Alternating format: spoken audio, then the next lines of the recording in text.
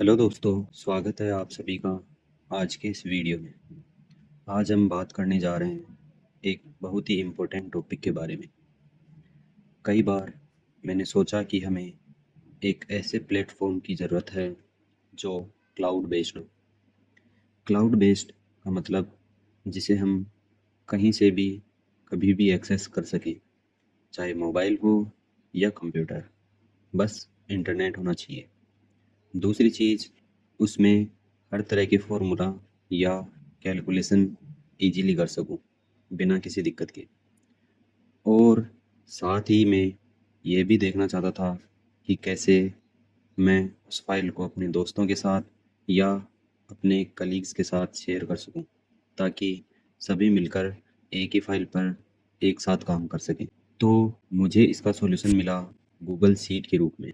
Google sheet काफ़ी हद तक एक्सेल की ही तरह काम करता है, लेकिन इसमें कुछ और एडवांस फीचर्स हैं जो हम आगे की वीडियोस में देखेंगे। और तब आप जानेंगे कि कैसे आप गूगल शीट को बहुत ही बेहतरीन तरीके से यूज़ कर सकते हैं, चाहे आपका बिजनेस हो या कोई पर्सनल काम। अगर आपने पहले एक्सेल पर काम किया है तो आप मेरी स्क्रीन देख के समझ गए होंगे कि आज का हमारा टॉपिक है गूगल शीट्स। लेकिन अगर आपने अब तक कभी भी गूगल शीट या एक्सेल पर काम नहीं किया है और आप पहली बार हमारा वीडियो देख रहे हैं, तो घबराइए मत। हम शुरुआत करेंगे बिल्कुल बेसिक से और आपको ले चलेंगे एडवांस लेवल तक। तो चलिए शुरू करते हैं और देखते हैं कि गूगल शीट में क्या खास बात है। सबसे पहली बात, गूगल शीट गूगल का ही एक प्रोडक्ट है और ये आता है गूगल की सिक्योरिटी के साथ। अब आप सोच रहे होंगे कि गूगल की सिक्योरिटी की क्या ज़रूरत है हमें, तो इस पर भी हम बाद में बात करेंगे। लेकिन सबसे पहले ये समझते हैं कि गूगल शीट को शुरू कैसे किया जाता है। इसके लिए कुछ सिंपल तरीके हैं। पहला तरीका, आप अपने ब्राउज़र में सीधा सर्च करें गूगल शीट्स और docs.google.com, इस वाले लिंक पर क्लिक करें। ये लिंक आपको सीधा एक ब्लैंक स्प्रेडशीट में ले जाएगा, जहाँ से आप अपना काम तुरंत शुरू कर सकते हैं। दूसरा तरीका, आप google.com सर्च करें। टॉप राइट कॉर्नर में जो गूगल ऐप्स का आइकन होता है, जो डॉट्स जैसा दिखता है, उस पर क्लिक करें। फिर थोड़ा स्क्रॉल करें तो आपको वहाँ सीट्स का ऑप्शन मिलेगा। उस पर क्लिक करें तो ये आपको आपकी गूगल ड्राइव की सीट शो करेगा, जहाँ से आप किसी भी सीट को ओपन कर सकते हैं या न्यू सीट बना सकते हैं। तीसरा तरीका, आप गूगल शीट को गूगल ड्राइव से भी ओपन कर सकते हैं। इसके लिए सर्च करें गूगल ड्राइव और drive.google.com, इस लिंक पर क्लिक करें। अब न्यू बटन पर क्लिक करें, फिर आपको मिलेगा गूगल शीट का ऑप्शन। उस पर क्लिक करते ही अगेन एक ब्लैंक स्प्रेडशीट ओपन हो जाएगी, जहाँ से आप अपना काम शुरू कर सकते हैं। अब सबसे पहले चलिए समझते हैं कि गूगल शीट का स्ट्रक्चर कैसा होता है और हम इस पर काम कैसे करते हैं। सबसे ऊपर आपको एक ग्रीन कलर का आइकन दिखाई देता है, यह होता है स्प्रेडशीट होम का आइकन। जब भी आप इस आइकन पर क्लिक करते हैं तो आप सीधा गूगल ड्राइव में पहुंच जाते हैं और वहां आपको सिर्फ आपकी शीट्स दिखाई देती है। उसके जस्ट पास आपको लिखा हुआ मिलेगा अनटाइटल्ड स्प्रेडशीट, यह होता है आपकी फाइल का नाम। तो चलिए इस शीट का भी हम एक नाम रख लेते हैं। मान लीजिए हमने इसका नाम रखा है फाइल 1, और जैसे ही एंटर प्रेस करेंगे ये सेव हो जाएगा। अब अगर हम बात करें एक्सेल की, तो वहाँ पर हमें फाइल को सेव करने के लिए मेन्यू में जाकर अलग से सेव करना पड़ता था। लेकिन गूगल शीट में आपको ये सब करने की ज़रूरत नहीं पड़ती, क्योंकि ये फाइल आपकी गूगल ड्राइव में ऑटोमेटिकली सेव होती रहती हैं हर एक छोटे से चेंज के साथ। यानी आप बिना किसी टेंशन के काम कर सकते हैं, क्योंकि आपका डेटा कभी भी लॉस्ट नहीं होगा।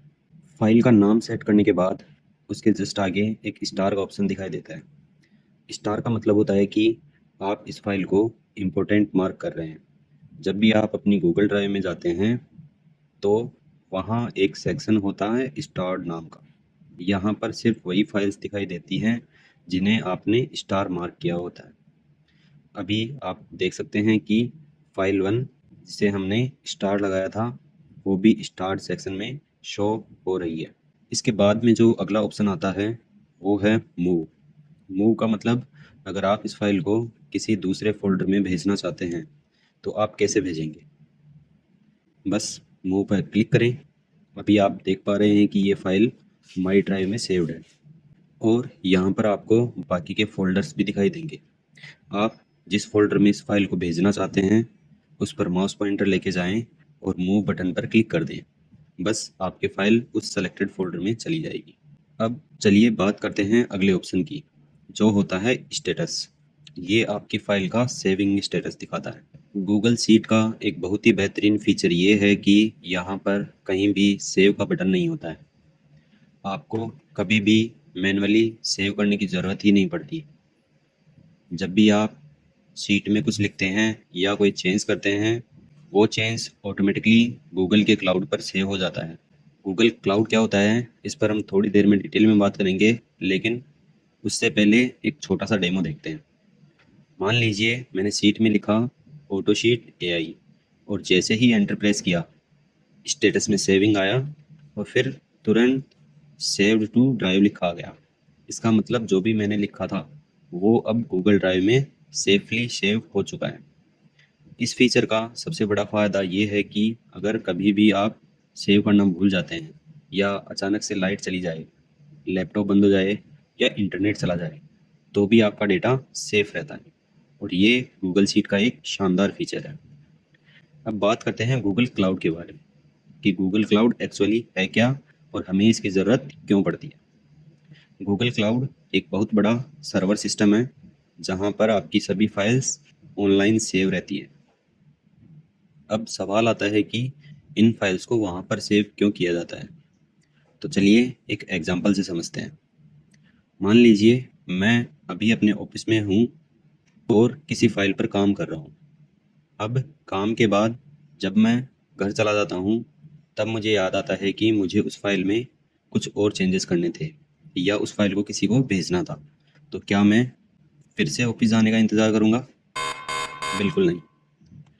मैं बस अपने मोबाइल में गूगल शीट ओपन करूँगा और चाहे जो भी काम हो मैं वहीं से चेंजेस भी कर सकता हूँ और फाइल किसी को भी भेजनी हो तो मोबाइल से ही भेज भी सकता हूँ। ये पॉसिबल इसीलिए है क्योंकि मेरी फ़ाइल क्लाउड पर सेव है। क्लाउड पर सेव होने का मतलब होता है कि आपकी फ़ाइल एक ऐसी जगह रखी गई है जहाँ से आप कभी भी कहीं से भी उस फ़ाइल को एक्सेस कर सकते हैं। बस आपके पास इंटरनेट कनेक्शन और आपकी जीमेल आईडी होनी चाहिए। अगर ये दोनों चीज़ें हैं तो आप अपनी फ़ाइल को दुनिया के किसी भी कोने से ओपन कर सकते हैं। एक और ज़रूरी बात, गूगल क्लाउड पर जो फाइल्स होती हैं वो बिल्कुल सिक्योर होती हैं। ना तो उनमें वायरस आने का रिस्क होता है, ना ही वो करप्ट होती है और ना ही कोई दूसरा बिना आपकी परमिशन के उन्हें एक्सेस कर सकता है। तो इसीलिए क्लाउड पर फाइल सेव करना इतना इम्पोर्टेंट है। इसका सबसे बड़ा बेनिफिट यही है कि आपका काम कभी भी रुकता नहीं है, चाहे आप कहीं भी हो।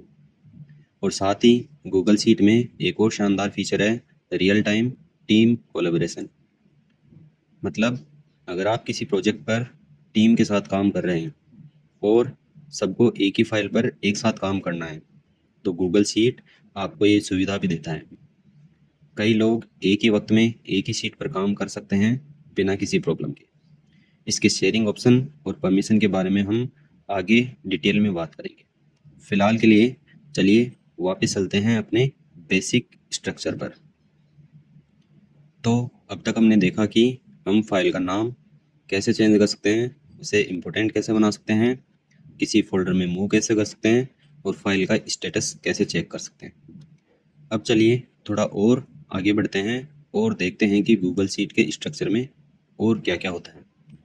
सबसे पहले जो ऊपर ऑप्शंस दिखाई दे रहे हैं, file, edit, view, insert, format, data, tools, extensions और हेल्प, इनको हम मेन्यू बार कहते हैं। मेन्यू बार के जस्ट नीचे जो आइकन्स और ऑप्शंस होते हैं जिनको हम डायरेक्टली क्लिक करके यूज़ कर सकते हैं, उन्हें कहा जाता है टूल बार। अब टूल बार के नीचे आपको एक छोटी सी जगह दिखाई देगी जहाँ लिखा हुआ है A1। इसे कहते हैं नेम बॉक्स।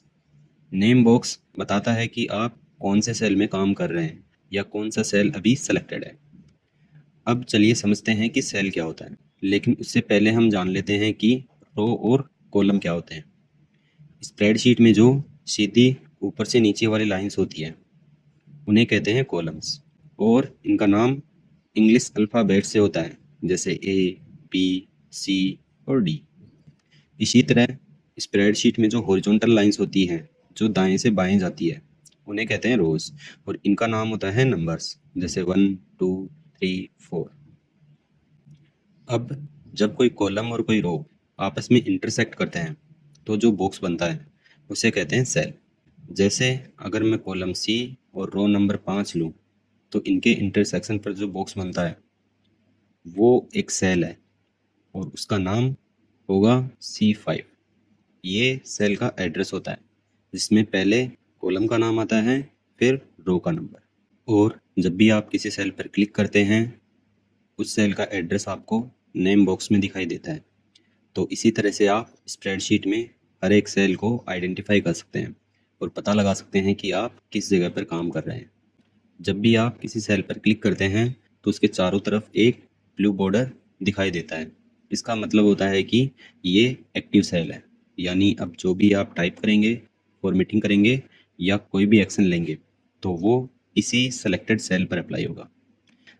अब अगर आप मल्टीपल सेल को एक साथ सेलेक्ट करते हैं तो जो भी फॉर्मेटिंग या एक्शन आप करेंगे वो उन सभी सेलेक्टेड सेल पर एक साथ अप्लाई होगा। चलिए अब देखते हैं कि शीट में नेविगेट कैसे करते हैं।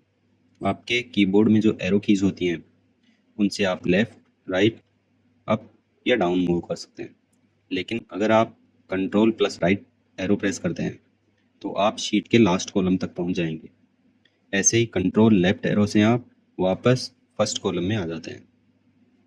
इसी तरह कंट्रोल प्लस डाउन एरो से आप लास्ट रो तक पहुंच जाते हैं, और कंट्रोल प्लस अप एरो से वापस फर्स्ट एरो पर आ जाएंगे।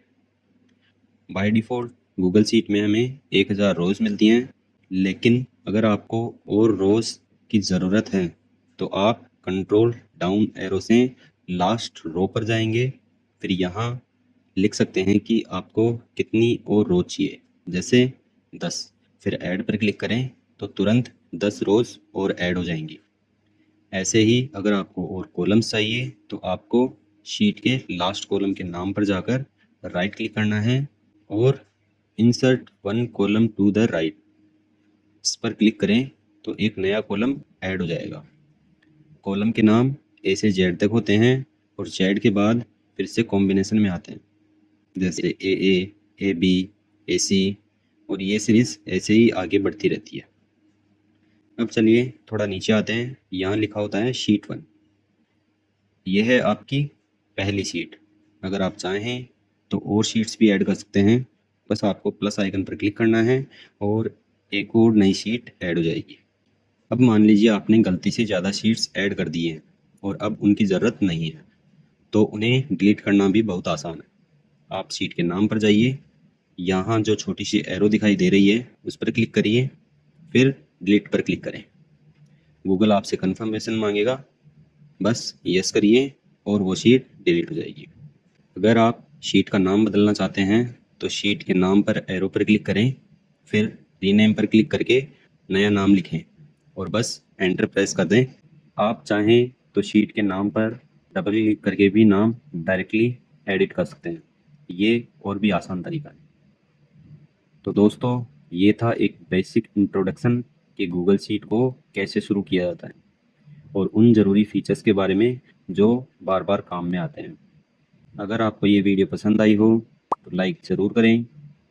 आपका कुछ सजेशन हो तो कमेंट बॉक्स में लिखें, और इस प्लेलिस्ट की अगली वीडियो देखने के लिए चैनल को सब्सक्राइब करना ना भूलें। जल्दी मिलते हैं नेक्स्ट वीडियो में।